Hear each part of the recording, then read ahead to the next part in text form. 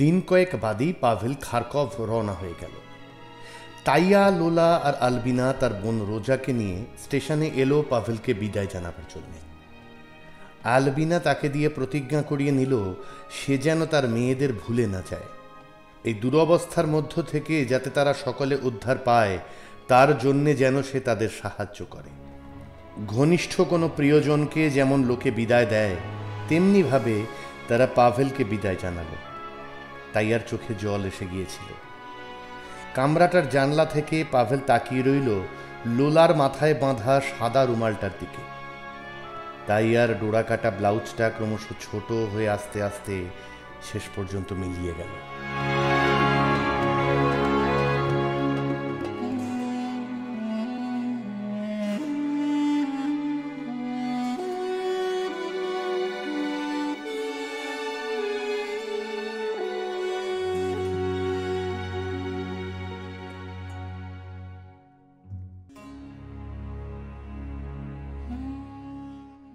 খারকভে পৌঁছে পাভেল সোজা চলে এলো তার বন্ধু পোতিয়া নোভিকভ এর ঘরে, কারণ ডোরার ব্যাঘাত ঘটাতে চায় না সে।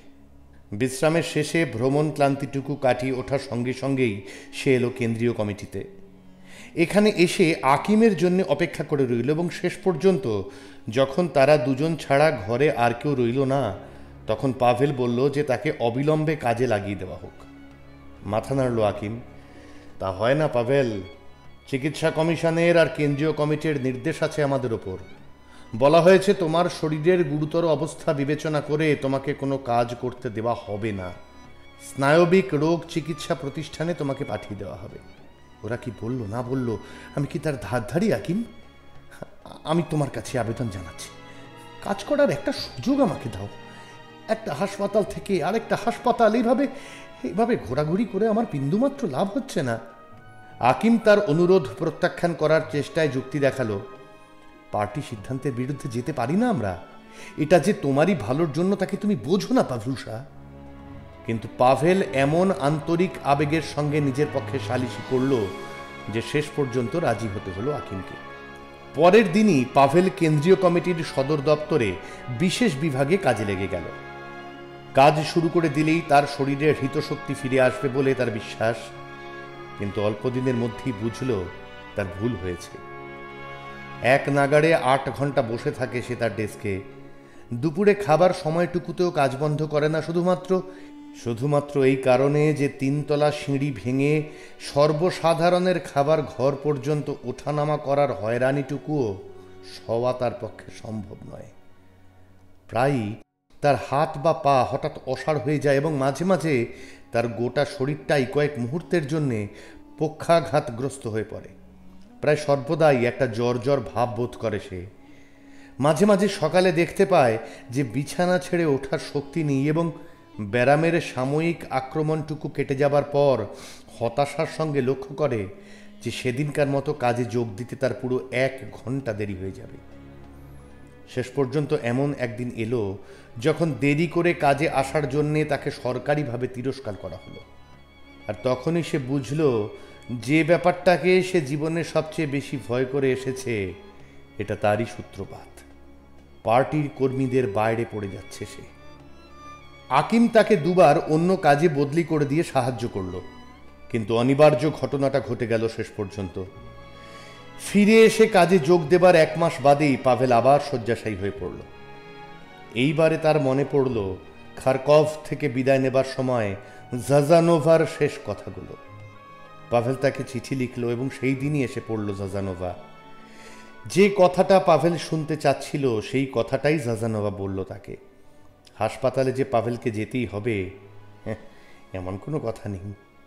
হালকা স্বরে বলল পাভেল, তাহলে আমার শরীর আজকাল এত ভালো হয়ে যাচ্ছে যে আর চিকিৎসা দরকার নেই। কিন্তু কৌতুকটা খুব কার্যকরী হলো না। আগের চেয়ে একটু সেরে উঠেছে বলে মনে হতেই সে কেন্দ্রীয় কমিটির কাজে ফিরে এলো। কিন্তু এবারে আকিমের মনোভাব একেবারে অনমনীয়। পাভেলকে হাসপাতালে যেতে হবে বলে গোঁ ধরল সে। কোথাও যাচ্ছি না আমি, ক্লান্ত স্বরে বলল পাভেল। কোনো লাভ হবে না গিয়ে। খুব ভালো রকম নির্ভরযোগ্য বিশেষজ্ঞের মত জেনেই আমি কথা বলছি। একটা পথই শুধু আমার সামনে খোলা আছে, মাসোহারা নিয়ে কাজকর্ম থেকে অবসর নেওয়া, কিন্তু সেটি হচ্ছে না। আমাকে কাজ ছেড়ে দেওয়াতে পারবে না তোমরা। মাত্র 24 বছর বয়স আমার। অকর্মণ্য পঙ্গু হিসেবে আর কোনো লাভ নেই জেনেও হাসপাতাল থেকে হাসপাতালে ঘুরে ঘুরে জীবনটাকে কাটিয়ে দিতে চাই না আমি। কিন্তু একটা করবার মতো কাজ তোমার আমাকে দিতেই হবে। আমার এই অবস্থার পক্ষে উপযোগী কোনো কাজ বাড়িতে বসে করতে পারি আমি, কিংবা অফিসেও থাকতে পারি। শুধু দেখো, ওই চিঠিপত্রে নম্বর বসিয়ে যাওয়া বা ওই ধরনের স্রেফ কলম নাড়াচাড়ার কোনো কাজ যেন দিও না। কিছু একটা কাজ আমাকে পেতেই হবে, যাতে কিনা আমার এই সান্ত্বনাটুকু থাকবে যে আমি এখনো কোনো একটা কাজে লাগছি। পাভেলের আবেগ কম্পিত গলার স্বর ক্রমশই চড়া পর্দায় উঠে গেল। আকিম তার প্রতি গভীর একটা সমবেদনা অনুভব করল। এই যে দীপ্ত হৃদয় তরুণটি তার এই সংক্ষিপ্ত জীবনকালের সবটাই পার্টির জন্য দান করেছে, তার পক্ষে সংগ্রাম থেকে বিচ্ছিন্ন হয়ে পড়ার এই চিন্তাটার সঙ্গে নিজেকে খাপ খাইয়ে নিয়ে পেছনের সারিতে সরে গিয়ে অবসর জীবনযাপন করতে বাধ্য হওয়াটা যে কত বড় একটা ট্র্যাজেডি তা আকিম জানে। সে যতদূর পারে পাভেলকে সাহায্য করবে বলে মনস্থ করল। আচ্ছা আচ্ছা, ঠিক আছে, শান্ত হও পাভেল। আগামীকাল সেক্রেটারিয়েটের একটা সভা আছে, সেখানে আমি কমরেডদের কাছে তোমার ব্যাপারটা তুলব। আমার যথাসাধ্য করব বলে কথা দিচ্ছি। ভারী পায়ে উঠে দাঁড়ালো পাভেল। আকিমের হাতখানা চেপে ধরল। আকিম, আকিম, তোমার কি সত্যি মনে হয় যে জীবন থাকতে আমি এইভাবে কোণঠাসা হয়ে গুঁড়িয়ে যাব? যতক্ষণ পর্যন্ত আমার হৃৎপিণ্ডটা এইখানে ধুকধুক করবে। বলতে বলতে সে আকিমের হাতখানা চেপে ধরল নিজের বুকের ওপরে, যাতে সে তার হৃৎপিণ্ডের ক্ষীণ ধুক ধুক আওয়াজটা শুনতে পায়। যতক্ষণ পর্যন্ত এই ধুকধুকনি বন্ধ না হবে ততক্ষণ পর্যন্ত কেউ আমাকে পার্টি থেকে ছিনিয়ে নিতে পারবে না। একমাত্র মৃত্যুই পারে আমাকে পার্টির কর্মীদের বাইরে ঠেলে সরিয়ে দিতে। এই কথাটা মনে রাখার চেষ্টা করো ভাই। কিছু বলল না আকিম। সে জানে পাভেলের এই কথাগুলো শুধুই ফাঁকা বলি নয়, যুদ্ধক্ষেত্রে মর্মান্তিক রকম আহত একজন সৈনিকের উক্তি। সে জানে কোর্চাগিনের মতো লোক যারা, তারা এছাড়া অন্য কোনো রকম ভাবতে বা বলতে পারে না। দুদিন বাদে আকিম পাভেলকে জানালো একটা বহুল প্রচারিত খবরের কাগজের সম্পাদকীয় বিভাগে কাজ করার সুযোগ তাকে দেয়া হবে। অবশ্য যদি লেখালেখির কাজ তাকে দিয়ে হবে বলে মনে হয় তাহলে।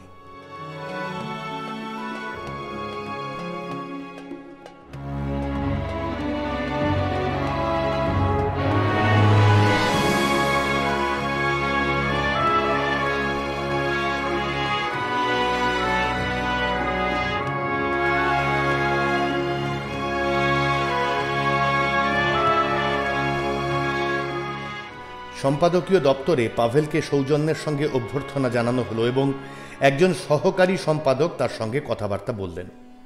পুরনো দিনের পার্টিকর্মী এই মহিলাটি ইউক্রেনের কেন্দ্রীয় নিয়ন্ত্রণ কমিটির সভাপতিমণ্ডলীর একজন সভ্য। আপনি লেখাপড়া কতদূর করেছেন কমরেড? জিজ্ঞেস করল তিনি। প্রাথমিক স্কুলে 3 বছর পড়েছি। পার্টির কোনো রাজনৈতিক স্কুলে আপনি পড়েছেন কি? না, তাতে কিছু আসে যায় না। স্কুল কলেজে খুব বেশি দূর না পড়েও অনেকেই ভালো সাংবাদিক হয়েছে দেখা গেছে। কমরেড আকিম আমাদের বলেছে আপনার কথা। বাড়িতে বসে করবার মতো কাজ আমরা আপনাকে দিতে পারি, আর সাধারণভাবে আপনার কাজ করার মতো যথাযোগ্য ব্যবস্থা করে দিতেও প্রস্তুত আছি আমরা। কিন্তু এ ধরনের কাজের জন্য বেশ কিছুটা জ্ঞান থাকা দরকার, বিশেষ করে সাহিত্য আর ভাষার ক্ষেত্রে। কথাগুলো শুনে পাভেলের মনে হলো এটা তার পরাজয়ের পূর্ব সূচনা। আধ ঘন্টা ধরে এই কথাবার্তার মধ্য দিয়ে সে দেখতে পেল তার জ্ঞান যথেষ্ট নয়। কেমন লিখতে পারে দেখবার জন্য তাকে একটা প্রবন্ধ রচনা করতে দেওয়া হয়েছিল। লাল পেন্সিলে দাগ দিয়ে দেখানো 36টা ভাষাগত প্রকাশভঙ্গির ভুল আর বানান ভুল সমেত লেখাটা তাকে ফিরিয়ে দেওয়া হলো। আপনার বেশ যোগ্যতা আছে কমরেড কোর্চাগিন, বলল সম্পাদিকা। কিছুদিন খাটলে আপনি দিব্যি লিখতে শিখে যাবেন বলে মনে হয়, কিন্তু বর্তমানে আপনার লেখায় ব্যাকরণের ভুল আছে। আপনার প্রবন্ধটার থেকে বোঝা যাচ্ছে আপনার রাশিয়ান ভাষায় যথেষ্ট দখল নেই। এতে আশ্চর্য হবার কিছু নেই। কারণ আপনি সেটা শেখার সুযোগ পাননি। আমরা এখানে আপনাকে কোনো কাজে লাগাতে পারবো না বলে দুঃখিত, যদিও আপনার যে যোগ্যতা আছে সে কথা আগেই বলেছি। আপনার প্রবন্ধটির বক্তব্য না বদলিয়ে যদি শুধু ভাষাটার সম্পাদনা করে দেওয়া যায় তাহলে ওটা একটা চমৎকার রচনা হয়ে দাঁড়াবে। কিন্তু দেখুন, আমরা এমন লোক চাই যারা অন্যের লেখা সম্পাদনা করে দিতে পারবে। লাঠিটার ওপরে ঝুঁকে পড়ে ভর দিয়ে উঠে দাঁড়ালো কোর্চাগিন। তার ডান চোখের ভুরুটা সংকুচিত প্রসারিত হচ্ছে। হ্যাঁ, আপনার বক্তব্যটা আমি বুঝেছি। আমি আর সাংবাদিক হব কোত্থেকে? আমি এককালে ছিলাম ভালো কয়লা যোগানদার, আর ইলেকট্রিশিয়ান হিসেবে মন্দ নয়। ভালো ঘোরসওয়ার ছিলাম এবং কমসমাল তরুণদের মধ্যে সাড়া জাগিয়ে তুলতে পারতাম। কিন্তু বুঝতে পারছি আপনাদের কাজের ক্ষেত্রে আমার অবস্থাটা খুব করুণ হয়ে দাঁড়াবে। করমর্দন করে বেরিয়ে এলো সে। বারান্দাটার একটা বাঁকে এসে ঘুরে যাবার সময় হঠাৎ শরীরটা টলে উঠল তার। সেখান দিয়ে যাচ্ছিল একটি মেয়ে, সে এসে তাকে ধরে না ফেললে প্রায় পড়েই গিয়েছিল সে। কি হয়েছে কমরেড? বেশ অসুস্থ মনে হচ্ছে আপনাকে। সামলে নিতে কয়েক সেকেন্ড লেগে গেল পাভেলের। তারপরে সে ভদ্রভাবে মেয়েটিকে পাশে সরিয়ে দিয়ে লাঠিটার ওপরে ঝুঁকে পড়ে ভর দিয়ে হেঁটে হেঁটে চলে গেল। সেই দিন থেকে পাভেল অনুভব করল তার জীবনটা ক্ষয়ে আসছে। এখন আর কাজ করার কোনো প্রশ্নই ওঠে না।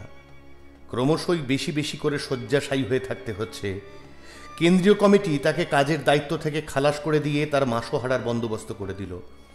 যথাসময়ে মাসোহারা এসে গেল, আর সেই সঙ্গে এসে গেল তাকে অসুস্থ পঙ্গু হিসেবে ঘোষণা করে একখানা সুপারিশপত্র। পাভেলকে তার খুশি মতো যে কোনো জায়গায় যাবার অধিকার দিয়ে কেন্দ্রীয় কমিটি তাকে টাকা কড়ি আর পরিচয়পত্র ইত্যাদি দিয়ে দিল। মার্তার কাছ থেকে একটা চিঠি পেল সে। মস্কোতে গিয়ে তার কাছে কিছুদিন থেকে বিশ্রাম নিয়ে আসবার জন্য আমন্ত্রণ জানিয়েছে। আগে থেকেই মস্কোতে যাবে বলে মনস্থ করেছিল পাভেল, কারণ এখনো তার মনে একটা ক্ষীণ আশা জেগে আছে যে সারা ইউনিয়ন কেন্দ্রীয় কমিটি হয়তো তাকে এমন একটা কোনো কাজ জুটিয়ে দিতে পারবে যে কাজে ঘোরাঘুরি করে বেড়াবার দরকার পড়বে না।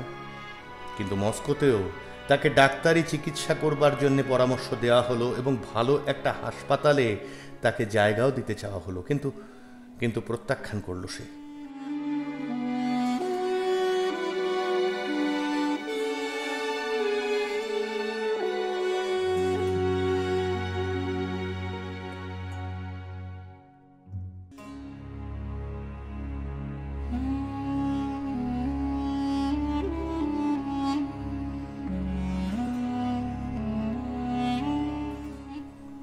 মার্তা আর তার বান্ধবী নাদিয়া পিটারসন যে ফ্ল্যাটে একসঙ্গে থাকে, সেখানে পাভেলের 19টা দিন দ্রুত কেটে গেল। অনেকখানি সময় পাভেলকে একলা কাটাতে হয়, কারণ মার্তা আর নাদিয়া সকালবেলা কাজে বেরিয়ে যায় আর সন্ধ্যের আগে ফেরে না। মার্তার লাইব্রেরি থেকে বই নিয়ে পড়ে পড়ে সময় কাটায় সে। মার্তার বইয়ের সংগ্রহ বেশ ভালো। মার্তা, নাদিয়া আর বন্ধুদের সঙ্গে সন্ধ্যাগুলো বেশ আনন্দে কাটে।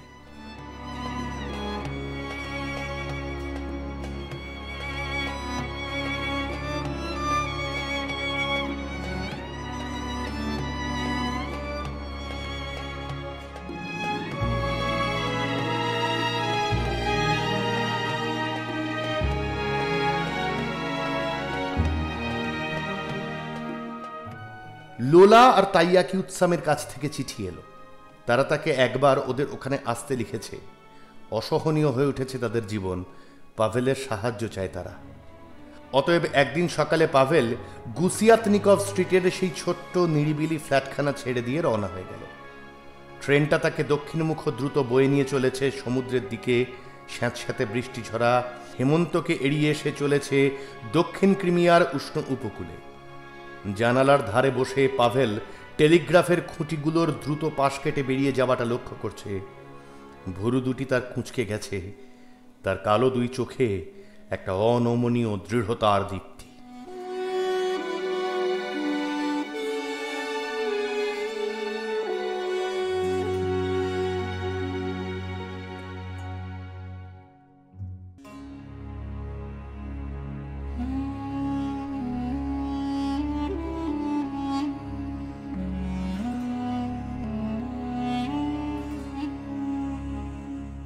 নিচে সমুদ্র এসে আছাড় খাচ্ছে পাহাড়ের এবড়ো খেবড়ো খাঁচ কাটা পাথরের দেওয়ালে। সুদূর তুরস্ক থেকে বয়ে আসা জোরালো শুকনো হাওয়া এসে লাগছে মুখে চোখে।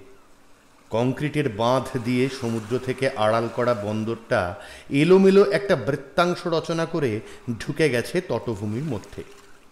আর তারই ওপর দিয়ে দেখা যায় সমুদ্রের ধারে এসে হঠাৎ থেমে যাওয়া পাহাড়ি সারির ঢালু বুকের উপর শহরতলির ছোট ছোট সাদা কুঁড়েগুলো। শহরের বাইরে এই পুরনো পার্কটা বেশ নিরিবিলি। ম্যাপল গাছের হলদে পাতাগুলো হাওয়ায় ভাসতে ভাসতে ধীরে ধীরে নেমে আসছে ঘাস গজানো পথগুলোর ওপরে। শহর থেকে পাভেলকে এখানে গাড়ি করে পৌঁছে দিয়ে গেছে একজন বুড়ো পার্শ্বিক গারোয়ান। বিদেশি সওয়ারটি যখন নেমে এলো তার গাড়ি থেকে, তখন সে জিজ্ঞেস না করে থাকতে পারল না, এত জায়গা থাকতে এইখানে এলেন কে? এইখানে না আছে কম বয়সী মায়াগো দল, না আছে কোনো আমোদের ব্যবস্থা, আছে তো শুধু শেয়ালের পাল। এইখানে আর করবেন কি? চলেন চলেন, বরং আমি গাড়ি করে আপনাদের শহরে ফিরে লইয়া যাই। ও কমরেড মশাই, চলেন চলেন। পাভেল তার ভাড়া চুকিয়ে দিল। গাড়ি হাঁকিয়ে চলে গেল বুড়োটা। পার্কটা সত্যিই সম্পূর্ণ জনমানব শূন্য। পাহাড়ের খাড়াইটার কাছে সমুদ্রের মুখোমুখি একটা বেঞ্চ পেয়ে গেল পাভেল। বসে পড়ে মুখখানা মেলে ধরল মৃদু তেজ হেমন্তের রৌদ্রের দিকে। তার জীবনের এই গতি পরিবর্তনের কথাটা এবং এখন কি করবে না করবে সেটা ভেবে দেখার জন্যে সে এই নিরিবিলি জায়গাটায় এসে বসেছে। অবস্থাটা ভালো করে বিবেচনা করার পর একটা কোনো সিদ্ধান্ত নেবার সময় এসেছে।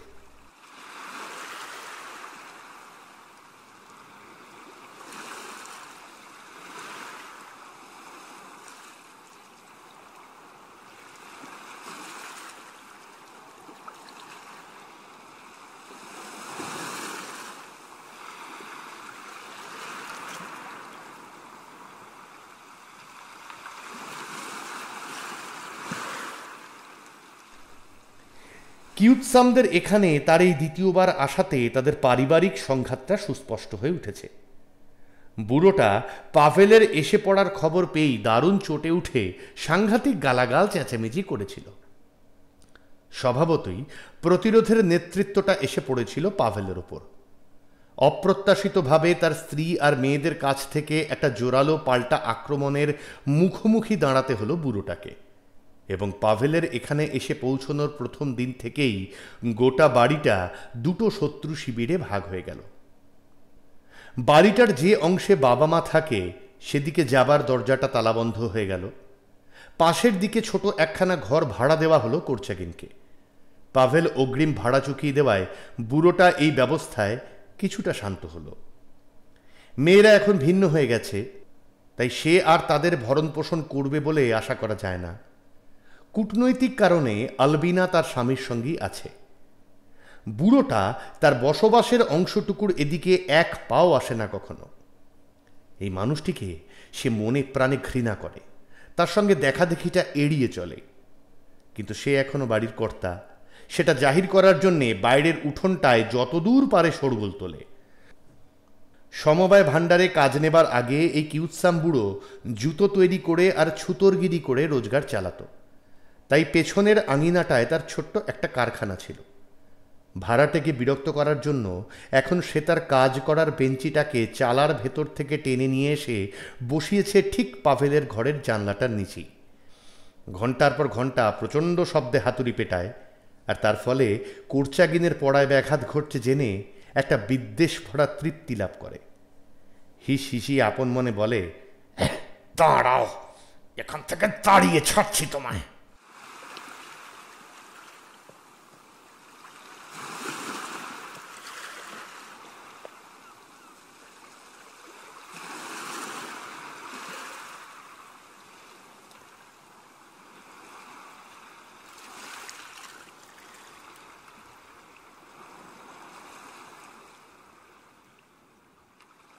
অনেক দূরে একেবারে দিগন্তের কাছে একটা স্টিমার ছোট একটা ধোঁয়ার রেখা এঁকে দিয়েছে জলের বুকে। একদল গাংচিল ডানা ছড়িয়ে সমুদ্রের দিকে ঝাঁপিয়ে পড়েছে কান ফাটানো চিৎকার তুলে। হাতের তেলোয় থুতনিটা রেখে পাভেল চিন্তায় ডুবে গেছে। ছেলেবেলা থেকে বর্তমান সময় পর্যন্ত গোটা জীবনের ছবিটা তার মনশ্চক্ষুর সামনে খেলে গেল। এই 24 বছর সে কিভাবে বেঁচেছে, বাঁচাটা সার্থক হয়েছে না ব্যর্থ হয়েছে। আরেকবার সে জীবনটার পর্যালোচনা করে চলল বছর ধরে ধরে, ধীরভাবে, পক্ষপাতহীন বিচার করে করে। দারুণ একটা স্বস্তি বোধ করলো যখন সে দেখল যে ততটা খারাপভাবে জীবনটা কাটায়নি সে। ভুল ত্রুটি ঘটেছে ঠিকই, তরুণ বয়সের অনভিজ্ঞতার ভুল, প্রধানত অজ্ঞতাজনিত ভুল, কিন্তু সোভিয়েত শক্তি প্রতিষ্ঠার জন্য সংগ্রামের সময়ে সেই সব ঝোড়ো দিনগুলোয় সেও থেকেছে লড়াইয়ের মাঝখানে, এবং বিপ্লবের রক্ত পতাকায় তার জীবনের 2-1 বিন্দু রক্ত লেগে আছে। শক্তি নিঃশেষ হয়ে না আসা পর্যন্ত সে থেকেছে কর্মী দলের মধ্যে। আর এখন চোট খেয়ে পড়ে যাবার পর যুদ্ধক্ষেত্রের সৈনিকদের সামনের সারিতে জায়গা নিতে অসমর্থ হয়ে তার এবার পেছন ঘাঁটির হাসপাতালে এসে আশ্রয় নেওয়া ছাড়া আর কোনো উপায় নেই। পাভেলের মনে পড়ল তাদের ওয়ারশ আক্রমণ করার কথাটা, এবং লড়াই যখন চরমে উঠেছে তখন একজন সৈন্যের গুলি লেগে পড়ে যাবার দৃশ্যটা। মাটির ওপরে ঘোড়ার খুরের নিচে পড়ে গিয়েছিল লোকটা। কমরেডরা তাড়াতাড়ি তার ক্ষতগুলো বেঁধে দিয়ে স্ট্রেচার বাহকের কাছে জিম্মা করে দিল তাকে, এবং শত্রুর পেছনে তাড়া করে এগিয়ে চলল সামনের দিকে। একজন আহত সৈনিকের জন্যে পুরো দলের এগিয়ে যাওয়াটা থেমে থাকেনি। মহৎ আদর্শের জন্যে সংগ্রামে এই রকমই হওয়া উচিত। অবশ্য সে পা কাটা মেশিনগান গোলন্দাজদেরও যে কামান বয়ে নিয়ে যাবার গাড়িগুলোয় চেপে যুদ্ধে যেতে দেখেছে সে কথা ঠিক। এইসব লোক শত্রু সারির মধ্যে নিদারুণ আতঙ্ক জাগিয়ে তুলেছে, মৃত্যু আর ধ্বংসের তাণ্ডব সৃষ্টি করেছে, এবং তাদের ইস্পাত কঠিন সাহস আর অভ্রান্ত নিশানার ক্ষমতার জন্যে তারা হয়ে উঠেছে তাদের নিজের নিজের ফৌজি দলের গর্ব।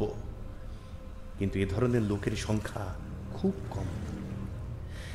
কিন্তু এই পরাজয়ের পর আর যখন কর্মী দলের মধ্যে তার ফিরে যাবার কোনো আশা নেই, তখন কি করবে সে? ভবিষ্যতে যে তাকে এর চেয়েও ঢের বেশি যন্ত্রণা সইতে হবে, জাজানোভার কাছ থেকে এই স্বীকৃতিটুকু তো সে আদায় করেই ছেড়েছে। কি করবার আছে তার? অমীমাংসিত ওই প্রশ্নটি যেন তার সামনেই একটা অতল স্পর্শী গহ্বর মুখ বিস্তার করে রয়েছে। সংগ্রাম করার ক্ষমতাকেই সে জীবনের সবচেয়ে বড় মূল্য দিয়ে এসেছে। সেই ক্ষমতাটাই হারিয়ে বসার পর আর বেঁচে রইবে কিসের জন্যে? কোন যুক্তিতে সে তার এই আজকের আর নিরানন্দ আগামীকালের অস্তিত্বটুকুকে সমর্থন করবে? কি দিয়ে ভরে তুলবে সে তার দিনগুলোকে? শুধু নিঃশ্বাস নেবার জন্যে আর খাবার জন্যে টিকে রইবে? তার কমরেডরা সব সংগ্রামের মধ্য দিয়ে এগিয়ে যাবে, আর সে শুধু পাশে দাঁড়িয়ে অসহায়ের মতো দেখে যাবে? যোদ্ধাদের দলে সে হয়ে রইবে একটা বোঝা? এই যে দেহটা তার প্রতি বিশ্বাসঘাতকতা করছে, সেটাকে ধ্বংস করে ফেলাটাই কি ঢের ভালো হবে না? হৃৎপিণ্ডের মধ্যে একটা গুলি চালিয়ে দাও আর চুকিয়ে ফেলো সব কিছু। সার্থক জীবনের সময়োচিত পরিসমাপ্তি ঘটুক। যন্ত্রণার হাত থেকে যে সৈনিক নিজেকে নিষ্কৃতি দিয়েছে তার নিন্দা করবে কে? পকেটের মধ্যে তার ব্রাউনিং পিস্তলের চ্যাপটা গরমটা একবার নাড়াচাড়া করলো সে। বাঁটের ওপরে আঙুলগুলো মুষ্টিবদ্ধ হয়ে এলো। ধীরে ধীরে বের করে আনলো হাতিয়ারটা। শেষ পর্যন্ত যে তুমি এরকম একটা সিদ্ধান্তে আসবে তা কি কেউ কখনো ভাবতে পেরেছে? নিঃশব্দে ঘৃণার চোখ মেলে ওর দিকে স্থির দৃষ্টিতে তাকিয়ে রইল পিস্তলের নলটা। তারপরেও হাঁটুর উপরে পিস্তলটা রেখে নিদারুণ আত্মগ্লানির সঙ্গে গাল পারল একটা। সস্তা বাহাদুরি যত সব না, যে কোনো আহাম্মকি তো গুলি খেয়ে আত্মহত্যা করতে পারে। ওটাই তো সবচেয়ে সহজ পথ, কাপুরুষের পথ।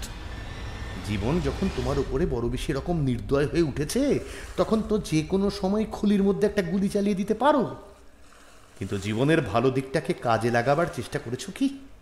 এ কথাটাকে বিনা দ্বিধায় বলতে পারো যে লোহার ফাঁদটাকে বেরিয়ে আসার জন্যে চেষ্টার কোনো ত্রুটি রাখোনি তুমি?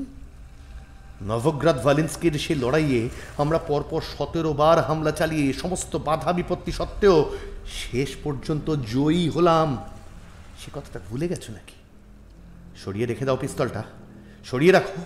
আর কখনো কারুর কাছে ঘুণাক্ষরেও কথাটা বলো না যেন। জীবন যখন অসহনীয় হয়ে ওঠে তখন কি করে বাঁচতে হয় সেটা শেখো। জীবনটাকে কাজে লাগাও।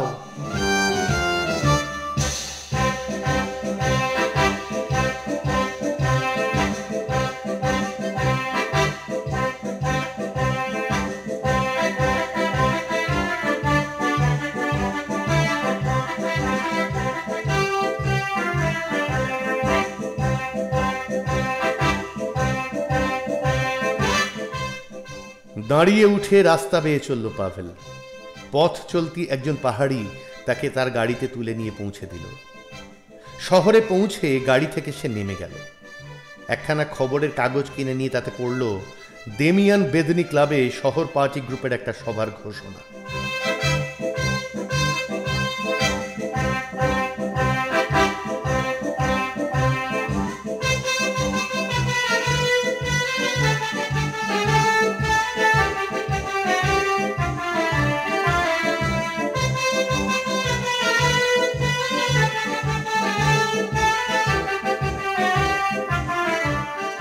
সেদিন অনেক রাত্রে পাভেল বাড়ি ফিরল। সভায় সে বক্তৃতা দিয়েছিল, জানতেও পারেনি যে বড় কোনো সাধারণ সভায় তার এই শেষ বক্তৃতা।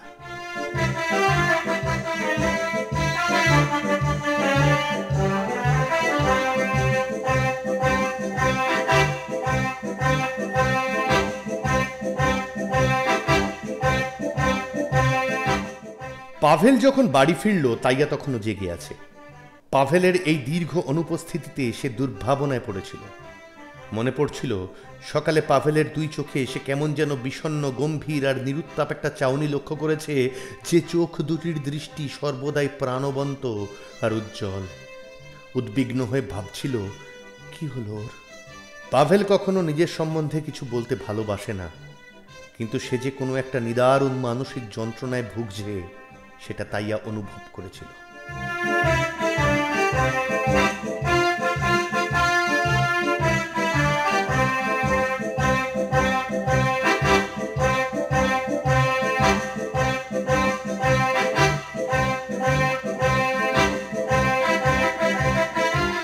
মার ঘরে ঘড়িটায় যখন 2টো বাজল তখন বাইরের দেউড়িটার ক্যাঁচ ক্যাঁচে আওয়াজ শুনতে পেল তাইয়া।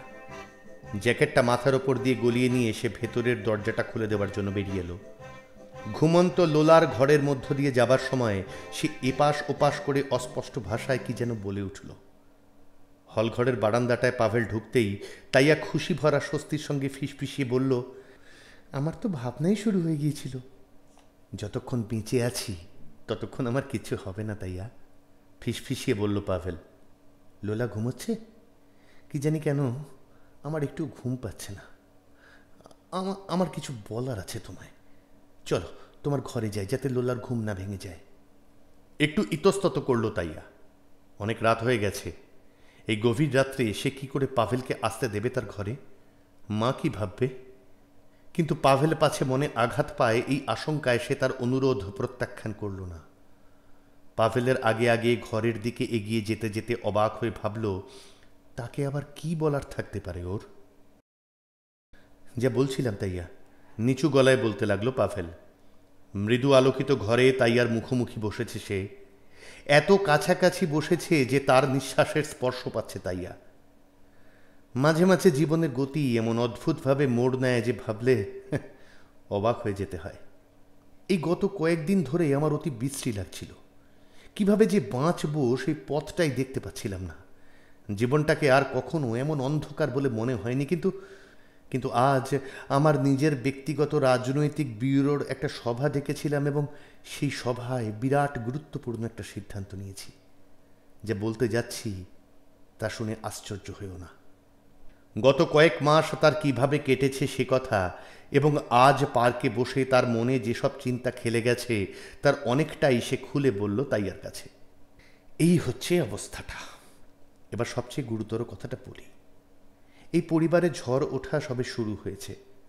এখান থেকে বেরিয়ে এসে খোলা বাতাসে গিয়ে আমাদের দাঁড়াতে হবে। এই গর্ত থেকে যতটা দূরে চলে যাওয়া সম্ভব ততটা দূরে আমাদের চলে যেতে হবে। নতুন করে জীবন শুরু করতেই হবে আমাদের। এই লড়াইয়ে একবার যখন আমি যোগ দিয়েছি তখন এর শেষ পর্যন্ত যেতেই হবে আমায়। বর্তমানে আমাদের জীবন তোমার এবং আমার দুজনেরই মোটেই সুখের নয়। এই জীবনে কিছুটা আনন্দের সৃষ্টি করব বলে আমি স্থির করেছি। কি বলতে চাইছি তুমি কি বুঝতে পারছো? তুমি কি আমার জীবন সঙ্গিনী, আমার স্ত্রী হতে রাজি আছো তাইয়া? তাইয়া এতক্ষণ প্রায় নিঃশ্বাস বন্ধ করে শুনছিল তার কথা। এই শেষের কথাগুলো শুনে সে হঠাৎ চমকে উঠল। আমি আজ রাত্রি তোমার উত্তর জানতে চাচ্ছি না, বলে চলল পাভেল। তোমাকে খুব ভালো করে ভেবে দেখতে হবে কথাটা। আমার মনে হচ্ছে তুমি বোধহয় বুঝতে পারছো না যে নিয়মমাফিক পূর্বরাগের পালা, প্রেম ইত্যাদি না চালিয়ে এই ধরনের কথা কি করে এমন স্থূলভাবে বলে বসা যায়। কিন্তু তোমার আমার মধ্যে ওসব বাজে ব্যাপারের কোনো প্রয়োজন আছে কি? নেই বোধ হয়। এই আমি আমার হাত এগিয়ে দিচ্ছি তোমার দিকে, নাও ধরো। আমায় বিশ্বাস করলে ভুল হবে না তোমার। পরস্পরকে অনেক কিছুই দিতে পারি আমরা। এখন আমি যেটা ভেবে স্থির করেছি সেটা বলি, যতদিন না তুমি একজন সত্যিকারের মানুষ, একজন যথার্থ বলশেভিক হয়ে উঠছ, ততদিন আমাদের এই পারস্পরিক সহযোগিতার মেয়াদ বজায় থাকবে। এ ব্যাপারে যদি আমি তোমায় সাহায্য করতে না পারি, তাহলে জানবো আমার এক কানা কড়িও দাম নেই। ততদিন পর্যন্ত আমাদের সহযোগিতার চুক্তি কিছুতেই ভাঙা চলবে না। কিন্তু তোমার মন যখন পরিণত হয়ে উঠবে, তখন তুমি সমস্ত রকম বাধ্যবাধকতা থেকে খালাস পেয়ে যাবে। কে জানে কি ঘটবে, একেবারে পুরোপুরি পঙ্গু হয়ে যেতে পারি আমি। এবং সেক্ষেত্রে মনে রেখো, তুমি আমার কাছে বাঁধা পড়ে গেছো বলে কিছুতেই মনে করো না। দু এক মুহূর্ত চুপ করে রইল সে। তারপর স্নেহভরা কোমল গলায় আবার বলল, আমার বন্ধুত্ব আর ভালোবাসা এই আমি জানিয়ে রাখলাম তোমায়। তাইয়ার হাতখানা সে ধরে রইল। একটা প্রশান্তি অনুভব করল মনে মনে, যেন তাইয়া ইতিমধ্যেই তার ভালোবাসা গ্রহণ করেছে। প্রতিজ্ঞা করছো তুমি তুমি আমায় কখনো ছেড়ে যাবে না? আমি শুধু তোমাকে আমার মুখের কথাটুকুই দিতে পারি তাইয়া। আমার মতো লোকেরা যে তাদের বন্ধুদের কখনো ঠকায় না, সেটা বিশ্বাস করা বা না করা দুটি তোমার উপর নির্ভর করছে। আমি শুধু আশা রাখি যে তারাও আমাকে ঠকাবে না। ক্ষোভের সঙ্গে বলল পাভেল। আজ রাত্রে আমি তোমার কোনো উত্তর দিতে পারছি না। ব্যাপারটা আমার পক্ষে বড় আকস্মিক, বলল তাইয়া। উঠে পড়ল পাভেল। শুতে যাও তাইয়া, ভোর হয়ে আসছে। নিজের ঘরে এসে জামা কাপড় না ছেড়েই পাভেল শুয়ে পড়ল এবং বালিশে মাথা রাখার সঙ্গে সঙ্গেই ঘুমিয়ে পড়ল গভীর ঘুমে।